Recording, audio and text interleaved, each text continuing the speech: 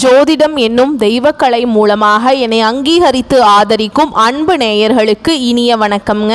மேஷராசிக்கு இந்த பதிவு மூலம் அப்படி என்னதான் சிறப்பாக இருக்குது அப்படிங்கிறத பார்க்குறதுக்கு முன்னாடி எம்பெருமான் முருகப்பெருமானின் ஆசீர்வாதம் உங்களுக்கு முழுமையாக கிடைக்க நான் சொல்லும் மந்திரத்தை நீங்களும் 3 முறை சொல்லிக்கிட்டே உங்களால் முடிஞ்சதுன்னா கமெண்ட் பாக்ஸில் ஒரு முறை கமெண்ட் பண்ணுங்க.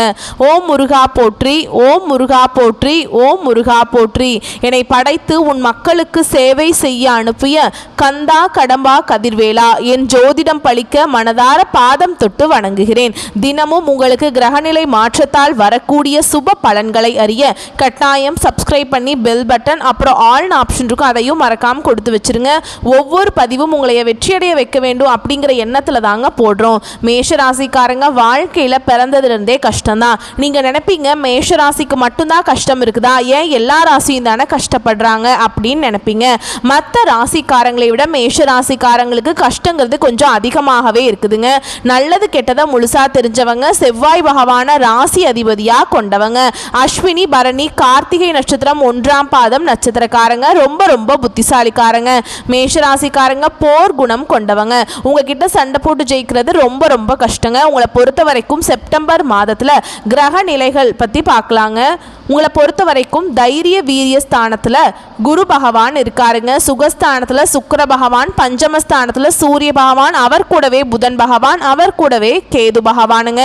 ரண ருண ரோகஸ்தானத்துல செவ்வாய் பகவான், அஷ்டமஸ்தானத்துல சந்திர பகவான், லாபஸ்தானத்துல சனி பகவான் வக்ரமா இருக்காருங்க. அவர் கூடவே ராகு பகவானும் கூட்டணியில் இருக்காங்க. இப்படி கிரகங்கள் வலம் வராங்க. உங்களை பொறுத்த வரைக்கும் கிரக மாற்றம் அப்படின்னு பார்த்தோம்னா 11/9/2025 அன்னைக்கு பஞ்சமஸ்தானத்திலிருந்து புதன் ரண ருண ரோகஸ்தானத்துக்கு மாற்றமாகிறார். 14/9/2025 அன்னைக்கு ரண ருண ரோகஸ்தானத்திலிருந்து செவ்வாய் பகவான் களத்திர ஸ்தானத்துக்கு மாற்றமாகிறார். 15/9/2025 அன்னைக்கு சுகஸ்தானத்திலிருந்து சுக்கிரன் பஞ்சமஸ்தானத்துக்கு மாற்றமாகிறார். 16/9/2025 அன்னைக்கு பஞ்சமஸ்தானத்திலிருந்து சூரியன் ரண ருண ரோகஸ்தானத்துக்கு மாற்றமாகிறார். 29/9/2025 அன்னைக்கு ரண ருண ரோகஸ்தானத்திலிருந்து புதன் களத்திர ஸ்தானத்துக்கு மாற்றமாகிறாருங்க. உங்களை பொறுத்த வரைக்கும் பலன்கள் அப்படிங்கிறது பார்க்கலாங்க. எல்லா இடங்கள்லையும் நேர்மையையும் உண்மையை மட்டுமே நம்பக்கூடியவங்க தான் இந்த மேஷராசிக்காரங்க. உங்களுக்கு சொந்தமோ பந்தமோ அது தப்புனா அது தப்பு தான், வெட்டு 1 துண்டு 2ன்னு பேசக்கூடியவங்க. உண்மை நியாயத்துக்கு மட்டுமே என்னைக்குமே கை கொடுப்பீங்க. உண்மைக்கு புறம்பா எந்த ஒரு விஷயத்தையுமே செய்ய மாட்டீங்க. இதனால தான் மேஷராசிக்காரங்களுக்கு நிறைய கஷ்டங்களும் துன்பங்களும் அதிகமாகவே ஏற்பட்டு இருக்குங்க. புதுமையான சிந்தனைக்கு சொந்தக்காரங்க. பூ போல மனசு, கோபத்தை மறைச்சிட்டு சிரிப்பை மட்டும் காட்டக்கூடியவங்க. எடுத்த காரியத்தை எப்படியாவது முடிச்சிடணும் அப்படிங்கிறதுக்காக கஷ்டப்பட்டு போராடக்கூடியவங்க. தங்களுடைய கஷ்டத்தையும் கண்ணீரையும் கடுகு அளவு கூட மற்றவங்களுக்கு தெரியாம பார்த்துப்பாங்க. இதனால பார்க்குறவங்க எல்லாருமே மேஷராசியா இவங்களுக்கு என்னப்பா சூப்பரா இருக்காங்க, இவங்களுக்கு என்ன குறைச்சல் அப்படின்னு தான் நினைச்சிட்டு இருக்காங்க. ஆனா சாப்பாட்டுக்கு கூட கஷ்டப்படுறது உங்களுக்கு மட்டும்தான் தெரியும். கஷ்ட காலத்துல திரும்பி பார்க்க கூட ஆள் கிடையாது. ஏதோ தட்டு தடுமாறு எந்திரிச்சு நிக்கிறப்ப உங்களை குறை சொல்றதுக்குனே நிறைய பேர் தேடி வருவாங்க. உங்க சொந்தக்காரங்க நண்பர்களுக்கு ஒரு தேவை இருக்குதுன்னா மட்டும்தான் உங்ககிட்ட வருவாங்க. அந்த தேவை முடிஞ்ச உடனே உங்களை தூக்கி போட்டுருவாங்க. மறுபடியும் அவங்க உங்ககிட்ட உதவின்னு கேட்பாங்க. அவங்க உங்களுக்கு முன்னாடி பண்ண துரோகத்தை எல்லாமே மறந்துட்டு மீண்டும் அவங்களுக்காக உதவி செஞ்சு ஏமாறக்கூடியவங்க தான் நீங்க. வாழ்க்கையில எப்படியாவது முன்னேறணும் அப்படிங்கிறதுக்காக தினம் தினம் கஷ்டப்பட்டு உழைக்கக்கூடியவங்க தான் நீங்க. கடந்த காலகட்டங்களில் தங்களுடைய வாழ்க்கையில நீங்க நல்லது நடக்கும்னு நினைச்சிட்டு இருந்திருப்பீங்க. ஆனா உங்களுக்கு அந்த டைம்ல ஒரு மிகப்பெரிய ஏமாற்றம் தான். புதுசா ஒரு சில பிரச்சனைகளும் கஷ்டங்களும் தானாகவே உங்களை தேடி வந்திருக்கும். மேஷராசிக்காரங்க சொந்த பந்தத்தை இழந்தாங்க, சொத்துக்களை இழந்தாங்க, தனக்கு நெருக்கமா இருக்கக்கூடிய உறவுகளையுமே இழந்தாங்க. கடைசியா நான் மட்டும்தான் எல்லாத்தையுமே இழந்துட்டு நிக்கிறதா இருக்குது, எனக்கு உயிர் வாழவே பிடிக்கலன்னு சொல்லிட்டு இருக்காங்க. இதுக்கு மேல என்னால வாழவே முடியல சாமி, தயவு செஞ்சு என்னை உன் கூடையே கூட்டிட்டு போயிரு.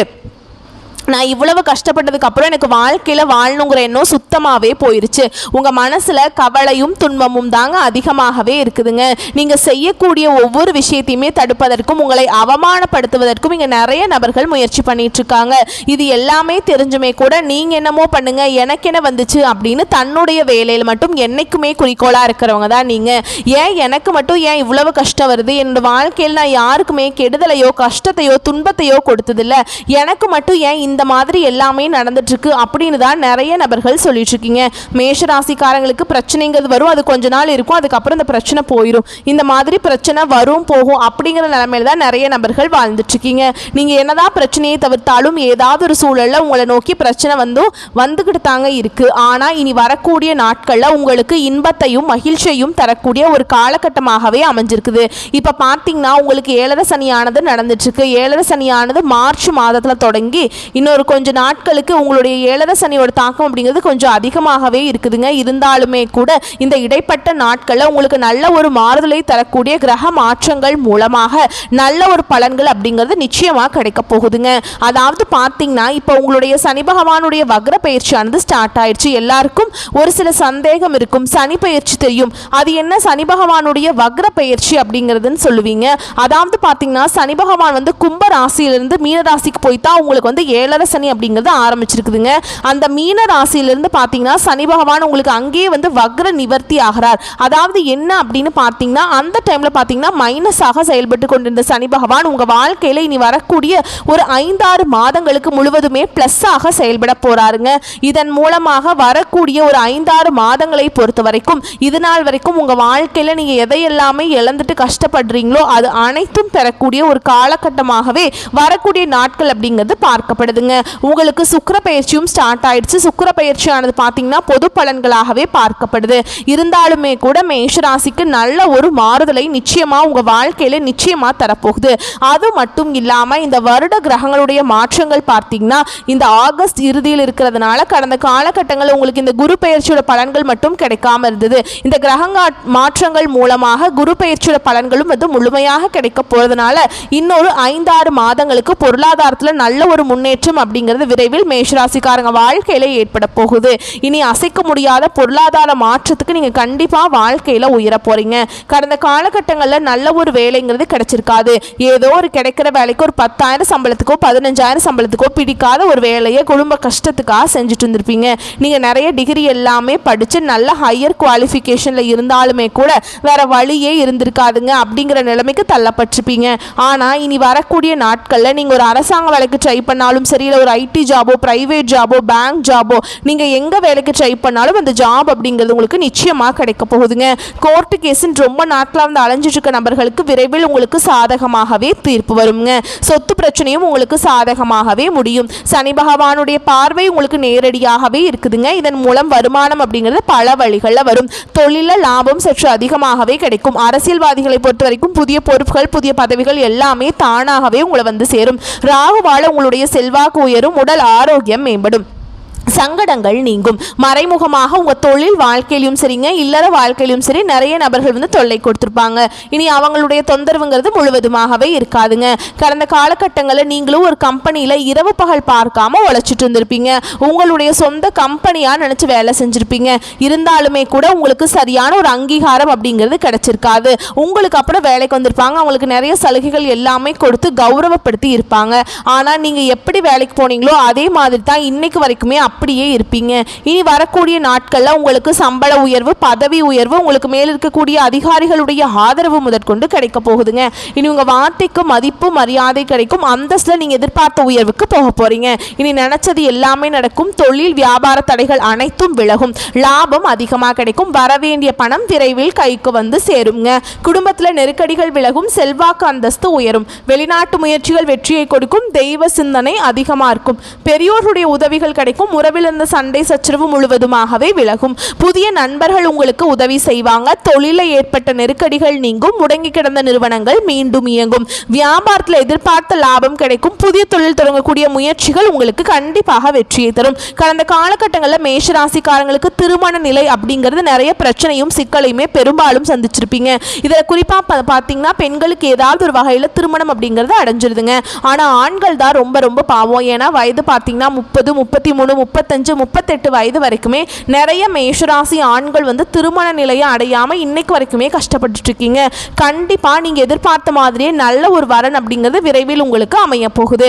வாழ்க்கை துணையை இழந்த மேஷராசி ஆண்களோ பெண்களோ அடுத்து வந்து இரண்டாவது திருமணம், அதாவது செகண்ட் மேரேஜ் பண்ணலாமா வேண்டாமா அப்படிங்கிற ஒரு மிகப்பெரிய குழப்பத்தில் இருப்பீங்க.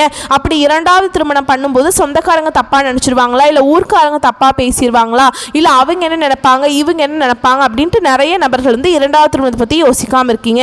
ஏன்னா இப்போ இருக்கக்கூடிய பொருளாதார சூழலும் இப்போ இருக்கக்கூடிய காலகட்டத்தையும் வச்சு பார்க்கும்போது ஒரு சிங்கிள் பேரண்டால் இந்த சொசைட்டியில் சர்வே பண்ணுறது ரொம்ப ரொம்ப கடினம்ங்க. நீங்கள் எதிர்பார்த்த மாதிரியே நல்ல ஒரு மறுவாழ்க்கை அப்படிங்கிறது விரைவில் உங்களுக்கு அமையும். குழந்தை பாக்கியத்துக்காக எங்கள் மேஷராசி நேயர்கள் பார்த்தீங்கன்னா எங்களுக்கு மேரேஜ் ஆகி 3 வருஷம் ஆகுது சாமி, 5 வருஷம் ஆகுது, 8 வருஷம் ஆகுது, நாங்களும் போகாத ஹாஸ்பிட்டலில் பார்க்காத ட்ரீட்மெண்ட் இல்லை, வாரத்தில் 3 நாள் கோவிலுக்கு போய் வழிபாடு செஞ்சுட்டு வந்துட்டுருக்கோம், எங்களுக்கு குழந்தை பாக்கியமே இல்லை சாமி அப்படின்னு நிறைய நபர்கள் சொல்கிறீங்க.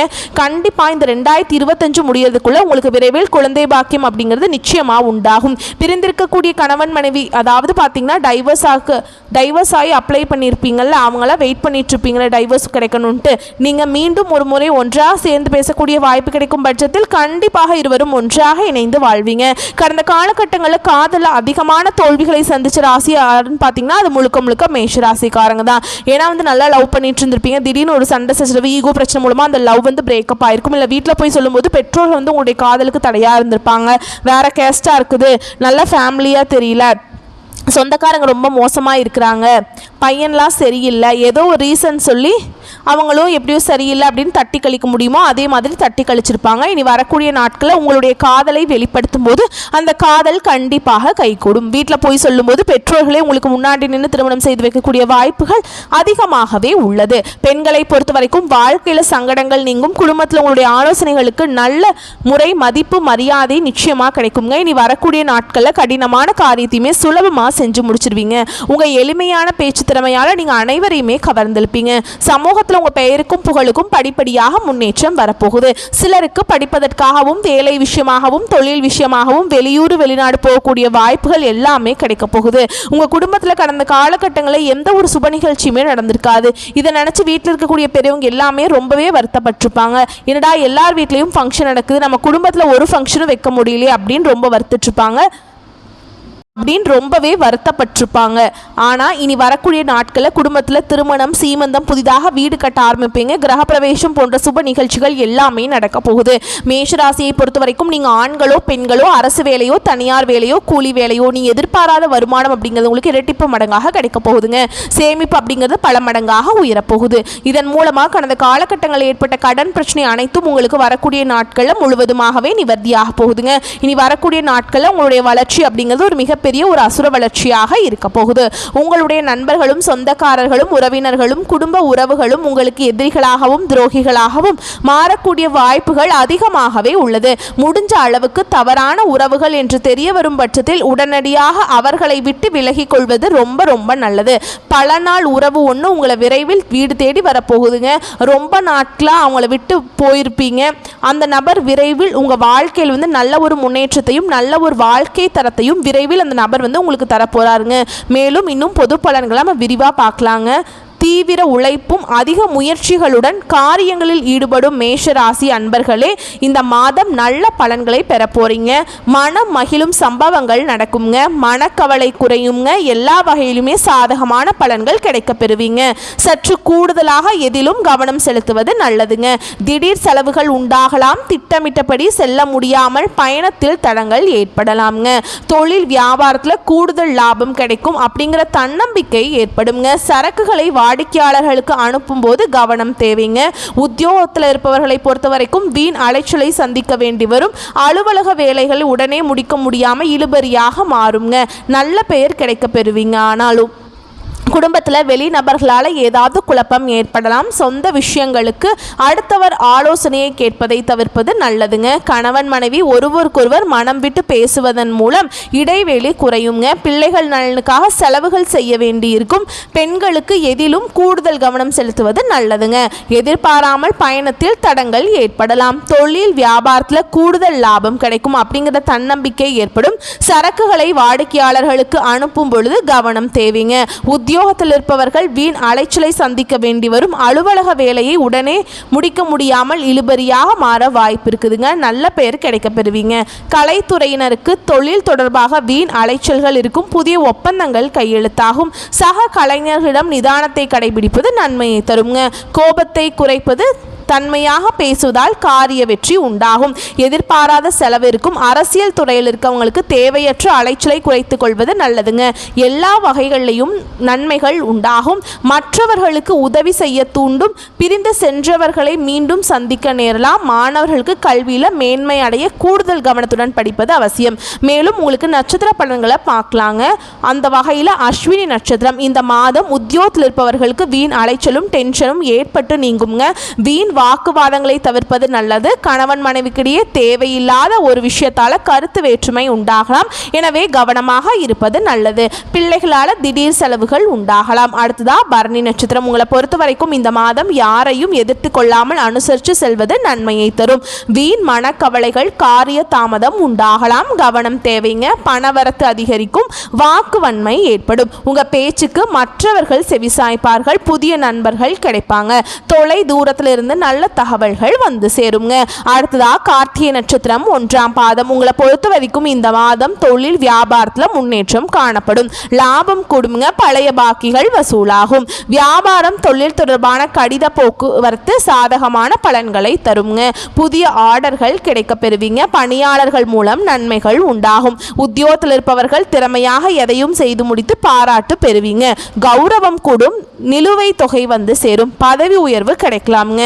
உங்களை பொறுத்த வரைக்கும் பரிகாரம் அப்படின்னு பார்த்தோம்னா செவ்வாய்க்கிழமைகளில் நவ கிரகத்தில் வீற்றிருக்கக்கூடிய செவ்வாய் பகவானுக்கு அர்ச்சனை செய்து தீபமேற்றி வணங்குவது வாழ்க்கையில் முன்னேற்றத்தை ஏற்படுத்தி கொடுக்குங்க. உங்களை பொறுத்த வரைக்கும் அதிர்ஷ்டமான கிழமைகள் அப்படின்னு பார்த்தோம்னா ஞாயிறு, செவ்வாய், வெள்ளிங்க. உங்களை பொறுத்த வரைக்கும் சந்திராஷ்டமம் தினங்கள் அப்படின்னு பார்த்தோம்னா செப்டம்பர் 1, 27, 28 இந்த நாட்களில் எங்கும் கவனம், எதிலும் கவனம்ங்க. உங்களை பொறுத்த வரைக்கும் அதிர்ஷ்டமான தினங்கள் அப்படின்னு பார்த்தோம்னா செப்டம்பர் மாதம் 19, 20, 21 இந்த நாட்களை சுபகாரியங்கள் செய்ய பயன்படுத்திக்கோங்க. இந்த நாட்களில் நீங்கள் எந்த காரியங்கள் செய்தாலும் அது நன்மைகளை கொண்டு முடியுங்க. வரக்கூடிய வாய்ப்புகளை மட்டும் கரெக்டாக பயன்படுத்திக்கோங்க. வாழ்த்துக்கள். நன்றி, வணக்கம்.